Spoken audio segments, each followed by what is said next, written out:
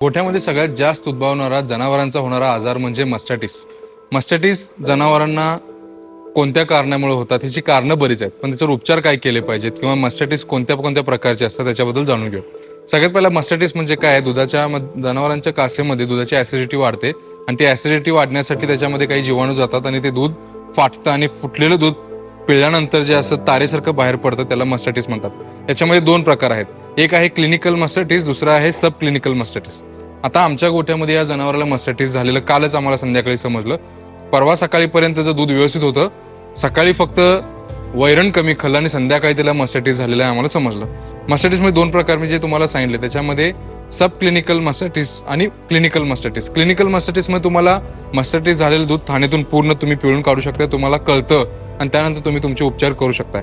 पण ह्या जनावराला जे झालेलं आहे ते सब क्लिनिकल मस्टॅटिस झालंय. याच्यामध्ये काय होणार आहे, याच्यामध्ये दूध अचानक थांबणार आहे, वैरण खाणं जनावर बंद करतं, दूध थांबतं आणि ज्यावेळी तुम्ही पिळायला बघता ते दूध येत नाही. त्यामुळे तुम्हाला शंका होते की दूधच येत नाही, म्हणजे नेमकं काय झालं असेल. ह्या सब क्लिनिकल मस्टॅटिस मध्ये दूध जे आहे ते आतल्या आत जळत राहतं आणि ते तुम्ही कितीही प्रेशरने पिळून काढण्याचा प्रयत्न केलात की त्याच्यामधून काहीच येत नाही. मग तुम्ही याच्यामध्ये कन्फ्युज होतं की नेमकं झालंय काय, मस्टॅटिस झालं हे ओळखणार कसं.